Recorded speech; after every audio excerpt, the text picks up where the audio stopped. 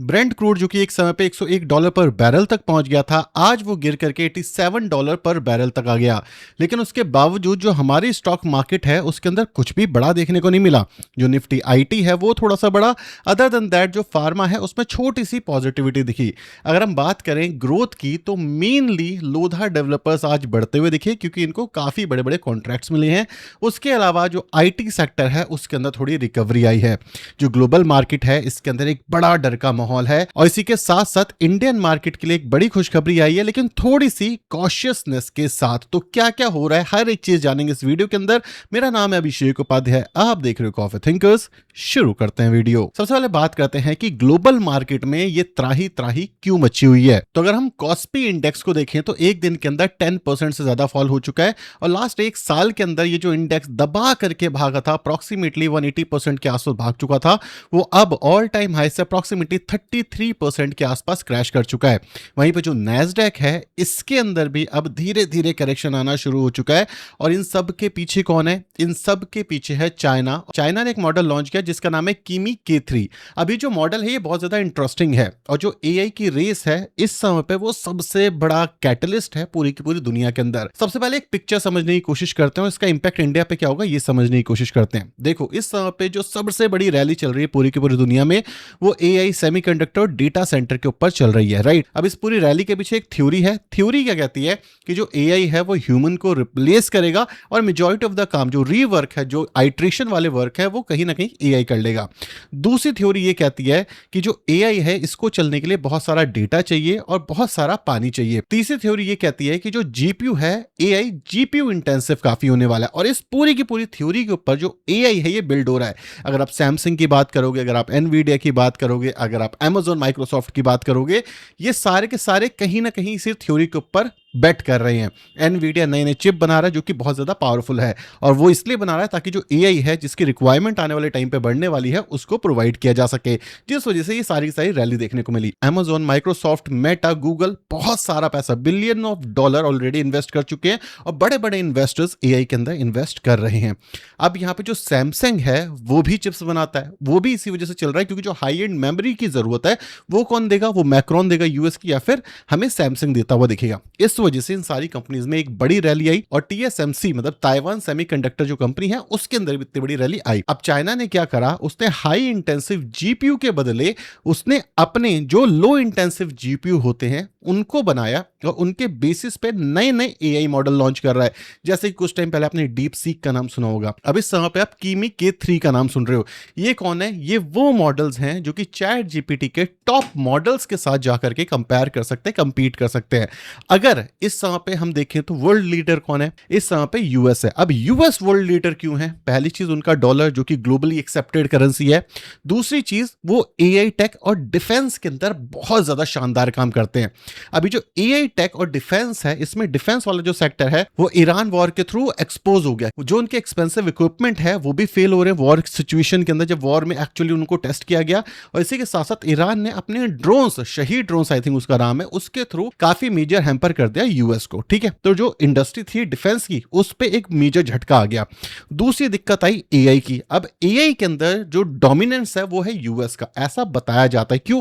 उनके पास expensive chip है, GPU है जो कि बहुत पावर जनरेट करते हैं। लेकिन यहीं पे चाइना आता है। चाइना कहता है कि आप चिप के साथ साथ आप बहुत सारा पावर भी वेस्ट कर रहे हो, हमें इसकी जरूरत ही नहीं है। हमने लो लेटेंसी वाली चिप्स के ऊपर ही अपने बड़े बड़े मॉडल को ट्रेंड कर दिया है। अब जिससे क्या हुआ, जैसे ये न्यूज मार्केट में आती है, सेमीकंडक्टर जो कि काफी तेजी से भाग रही थी इंडस्ट्री, उस पर झटका लगता है, डेटा सेंटर उस पर झटका लगता है, जीपीयू पे झटका लगता है और इस वजह से सारी की सारी कंपनियां गिरने वाली हैं। अब क्यों गिर रही हैं?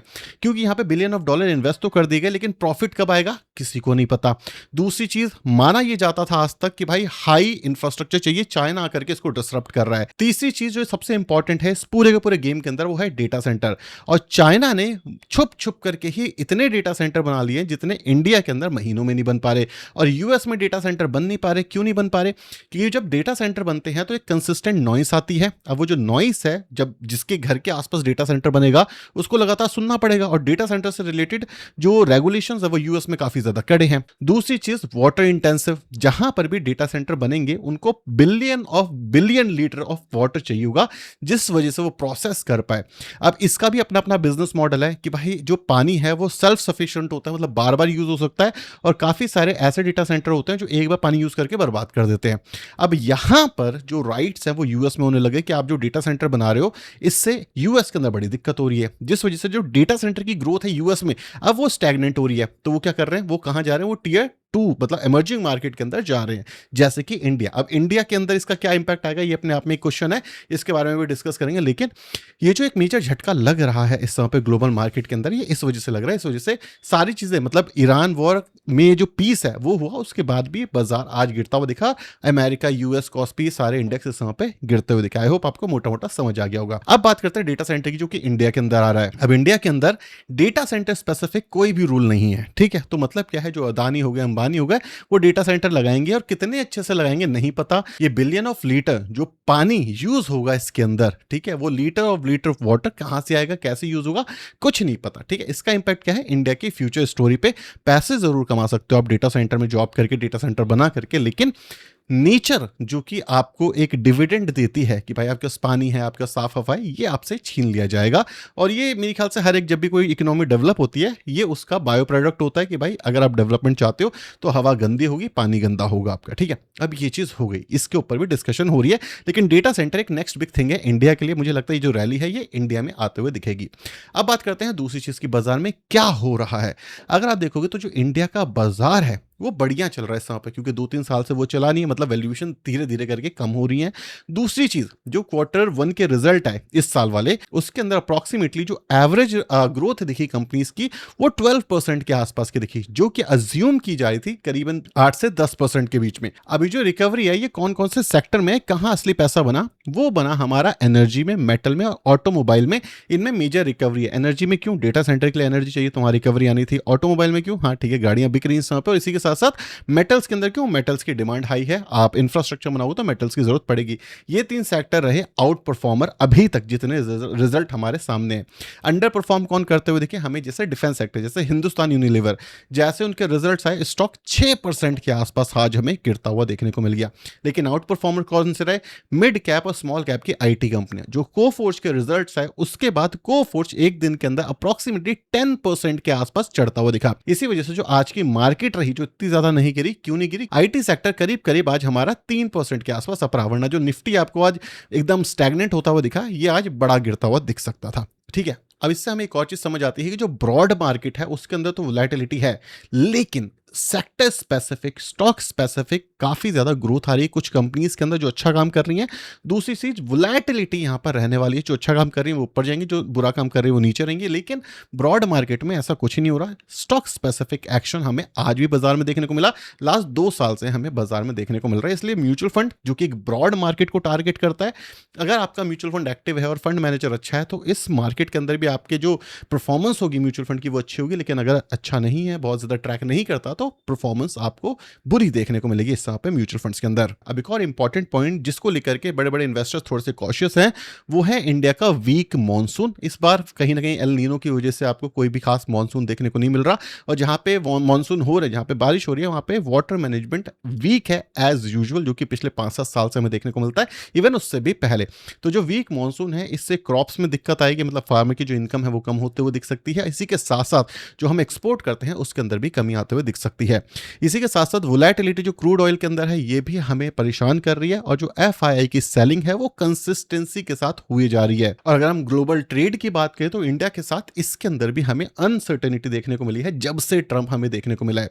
अगर मैं सिर्फ और सिर्फ एफआईआई की सेलिंग की बात करूं तो फर्स्ट हाफ के अंदर जो फॉरेन इंस्टीट्यूशन इन्वेस्टर्स हैं उन्होंने $29.3 बिलियन का जो पैसा है वो इंडिया से निकाल चुके हैं। लेकिन इसके बावजूद कुछ ऐसे थीम्स हैं जहां पे एफआईआई अभी भी इन्वेस्ट कर रहे हैं, वो थीम को समझना जरूरी है। इस समय पे डोमेस्टिक लेंडर जैसे कि बजाज फाइनेंस, एचडीएफसी बैंक, ये हो गए industrial, energy, infrastructure, data centre link businesses, comparatively आपको फेवरेबल थीम्स के अंदर देखने को मिलेंगे। मतलब ब्रॉड मार्केट में दिक्कत है, लेकिन ये थीम है जहां पे एफआई आज भी पैसा इन्वेस्ट करता हुआ हमें देखने को मिल रहा है। एक और इंपॉर्टेंट न्यूज जो कि आपको पता होनी चाहिए, इस समय पे आईएनआर और डॉलर के बीच में लड़ाई चल रही है। मतलब कभी डॉलर वीक हो जाता है, कभी आईएनआर स्ट्रांग हो जाता है। अब जहां पर 96 रुपीज पर डॉलर तक पहुंच गया था, अब रिसेंटली हमें थोड़े से करेक्शन देखने को मिले, जहां पे 95.77 रुपीज पर डॉलर तक आया है।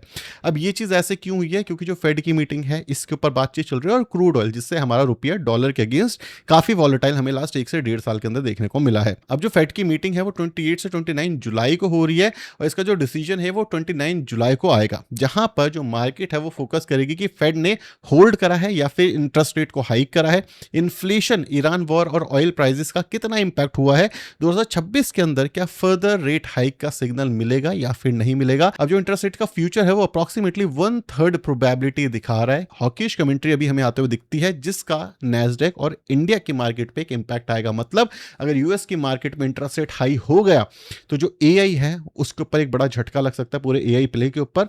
दूसरी चीज, जो इमर्जिंग मार्केट है उस पर एक बड़ा झटका लग सकता है। क्यों?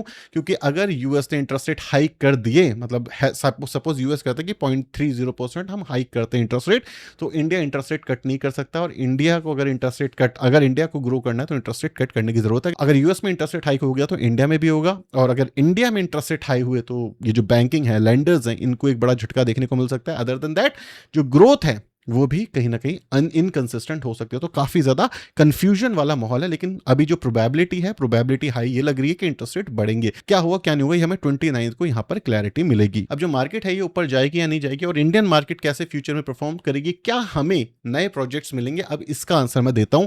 इस समय पे एप्पल, मेटा, माइक्रोसॉफ्ट और अमेजॉन का जो रिजल्ट है वो इंपॉर्टेंट रहेगा। मार्केट रेवेन्यू ग्रोथ से ज्यादा ये देख रहा है कि एआई पर हो रही मैसिव कैपेक्स एक्चुअली प्रॉफिट और कैश फ्लो जनरेट कर रही है या फिर नहीं कर रही। अगर अर्निंग स्ट्रांग रही लेकिन जो एआई स्पेंडिंग है वो अनकंट्रोल दिखी, तो स्टॉक पर फिर भी गिरावट देखने को मिल सकती है। मतलब अर्निंग के साथ साथ हमें यह देखना है क्या एआई के ऊपर अंधाधुंध पैसा तो नहीं जा रहा। जैसे कि मैंने आपको काफी बताया, रोड जो इनिशिएटिव था जो कि 80s के जमाने के अंदर आया था, उसके अंदर काफी सारा बड़ा पैसा घुसा हुआ था, और एक रिस्क ने बड़े बड़े जो मेजर हाउसेस थे उनको भी गिराते हुए देखने को मिली थी। तो इस समय पे देखना पड़ेगा कि एआई स्पेंडिंग एक्चुअली कौन कर रहा है। यूएस के अंदर मेनली बड़े प्लेयर करते हुए दिखे हैं। तो इन 3 कंपनीज के जो रिजल्ट्स हैं ये बहुत कुछ हमें बता सकते हैं। वीडियो पसंद आई, वीडियो को लाइक और चैनल को सब्सक्राइब कर देना। Bye bye.